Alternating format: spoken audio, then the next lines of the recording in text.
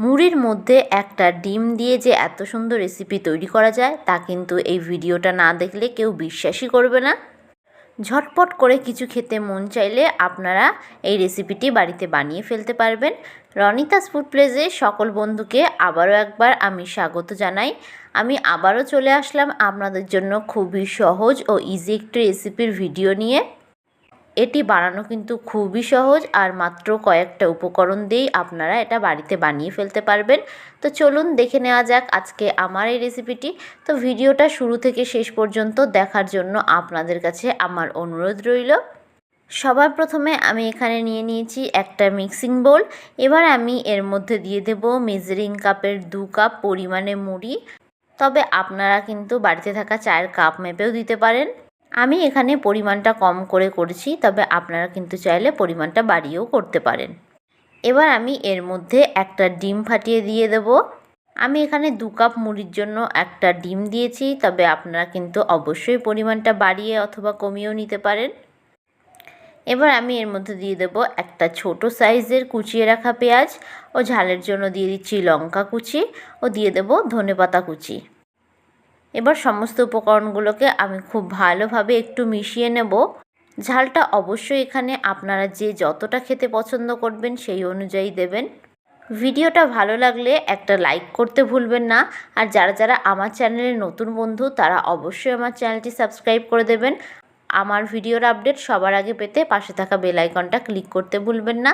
আর যারা যারা ফেসবুক থেকে দেখছেন তারা রনিতাস ফুড প্লেস পেজটিকে ফলো করে দেবেন। খুব ভালোভাবে কিন্তু আমি সমস্ত উপকরণগুলোকে মিশিয়ে নিয়েছি। এবার আমি এর মধ্যে দিয়ে দেব হলুদ গুঁড়ো ও দিয়ে দেব স্বাদ অনুযায়ী নুন। নুনটা অবশ্যই একটু বুঝে দেবেন, মুড়িতে কিন্তু নুন দেওয়া থাকে, তো নুনটা আপনারা সেই অনুযায়ী একটু এখানে দেবেন। এবার আবারও সমস্ত উপকরণগুলোকে আমি খুব ভালোভাবে মিশিয়ে নিচ্ছি। এই রেসিপিটি কিন্তু আপনারা বাচ্চাদের টিফিনে অথবা সন্ধ্যা স্ন্যাক্সে অনায়াসে পরিবেশন করতে পারবেন। একবার খেলে কিন্তু বারবার খেতে মন চাইবে এই রেসিপিটি। বড় থেকে বাচ্চারা সকলে কিন্তু এই রেসিপিটি খুব পছন্দ করবে আর খুব কম খরচে এটা আপনারা বাড়িতে বানিয়ে ফেলতে পারবেন। তো দেখুন এইভাবে খুব ভালোভাবে আমি কিন্তু মিশিয়ে নিয়েছি। এবার এটাকে আমি রেখে দিচ্ছি। এবার অন্যদিকে আমি একটা ফ্রাইং প্যান বসিয়ে দিয়েছি। ফ্রাইং প্যানটাকে আমি খুব ভালোভাবে গরম করে নেব। ফ্রাইং প্যানটা খুব ভালোভাবে গরম হয়ে গেছে। এবার আমি এর মধ্যে দিয়ে দেব 2 টেবিল স্পুন অনুযায়ী সাদা তেল। তেলটাকে আমি প্যানের চারিদিকে ঠিক এরকমভাবে একটু ছড়িয়ে দিচ্ছি। তেলটা কিন্তু খুব ভালোভাবে গরম হয়ে গেছে। এবার আমি এর মধ্যে ডিম ও মুড়ির মিশ্রণটা দিয়ে দেব। সমস্ত মিশ্রণটাকে কিন্তু আমি প্যানের মধ্যে ঢেলে দেব। এবার একটা চামচের সাহায্যে ঠিক এই রকমভাবে চারিদিকে একটু ছড়িয়ে দেব।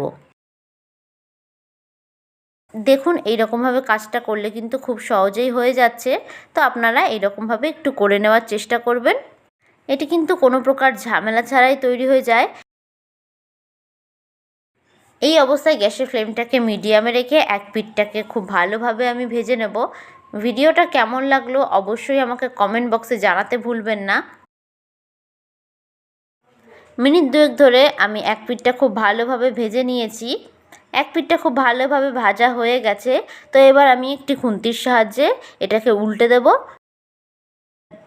তো দেখুন খুব সহজে কিন্তু এটা উল্টে দিলাম আমি। এবার এই পিঠটাকেও আমি খুব ভালোভাবে ভেজে নেব।